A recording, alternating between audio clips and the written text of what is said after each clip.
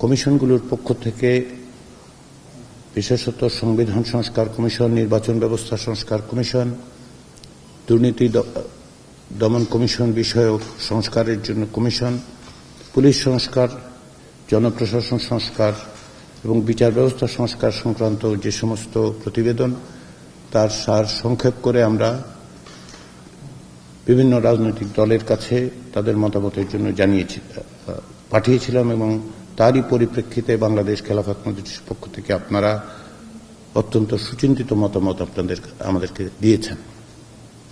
তার জন্য আমরা অত্যন্ত কৃতজ্ঞ।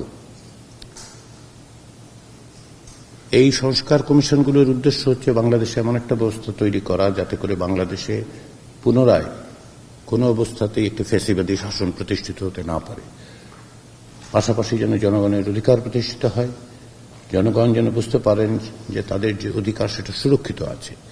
তারই প্রেক্ষাপটে সংবিধানের সংস্কার, নির্বাচন ব্যবস্থার সংস্কার সহ বিচার বিভাগ সহ বিভিন্ন ক্ষেত্রে রাষ্ট্র সংস্কারের উদ্যোগ নেওয়া হয়েছে।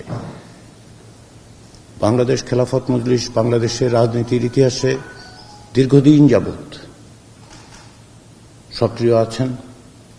আপনারা বিভিন্নভাবে বিভিন্ন আন্দোলনে সংগ্রামে যুক্ত থেকেছেন, আপনারা ভূমিকা পালন করেছেন, আপনাদের কর্মীরা প্রাণ দিয়েছেন, আহত হয়েছেন, নিপীড়ন নির্যাতন সহ্য করেছেন।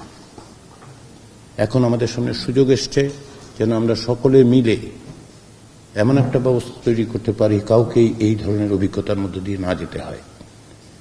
সবাই যেন তাদের অধিকার ভোগ করতে পারেন, মানুষ যেন কথা বলতে পারেন, মানুষ যেন তাদের জীবনাচরণের ক্ষেত্রে কোনো অবস্থাতেই প্রতিবন্ধকতার মুখোমুখি না হন, গুমের শিকার না হন, বিচার বহির্ভূত হত্যার শিকার না হন, অন্যায়ভাবে নির্যাতিত না হন, আইনের শাসন প্রতিষ্ঠিত হয়, বিচার বিভাগ স্বাধীনভাবে প্রত্যেককে তাদের অধিকার সুরক্ষার ক্ষেত্রে সাহায্য করতে পারে।